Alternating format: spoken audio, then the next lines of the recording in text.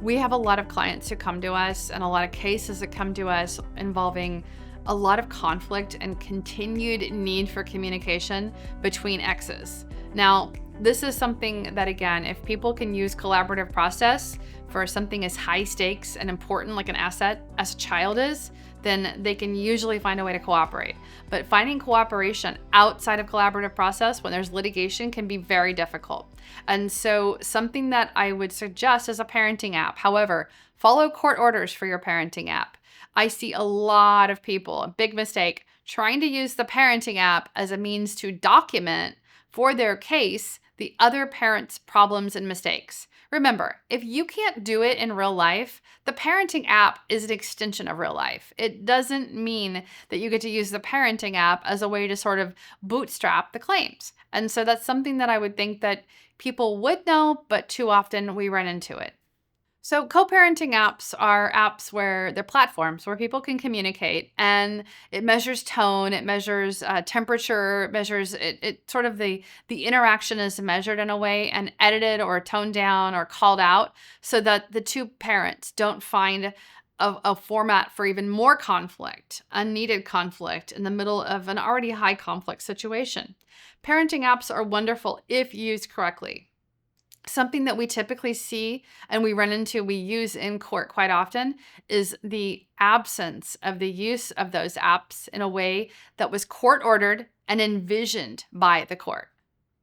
So if you are trying to co-parent and you're trying to set boundaries with someone who is not able to follow boundaries, this is a really tough situation to be in. And first of all, I want to say I empathize and I sympathize. My heart goes out to you because dealing with someone who is not dealable is a really tall order.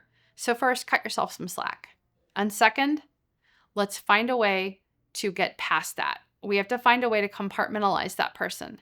They're not a part of your future other than the limited and very important role that they serve for your children that you share. If you share children, you're going to have to co-parent. And if you do, you're going to have to compartmentalize and not let them overtake you. They're going to want to. They're going to try. Their trauma is not resolved, but yours is going to need to be. We're here to help, though. We really are. We deal with this a lot, and it's something we're really used to. An uncooperative ex is like, it's like a bone spur. It's like walking on a splinter. My heart goes out to anyone who's dealing with someone who's not cooperative. I recommend parenting apps, but they're not always the solution because a problem person will find a problem in any solution, right? And so if you're dealing with an uncooperative ex, you definitely have to collect the evidence you need, call them out before the judge, and make sure that it's very clear what they're doing. A very common mistake that a lot of parents make is using some platforms to communicate in a way that they would never get to communicate in real life. Remember, if you can't do it in real life, you don't do it on the show either.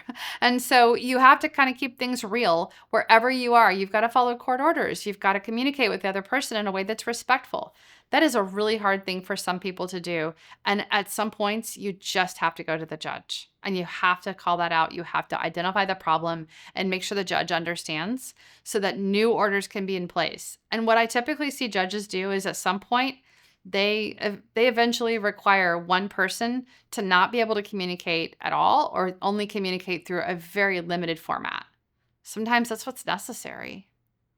If you are dealing with a difficult ex, somebody who is so difficult to communicate with, we really sympathize. We have a lot of experience with this. These are often high conflict people. We are here to help with a free case strategy evaluation. Call us today.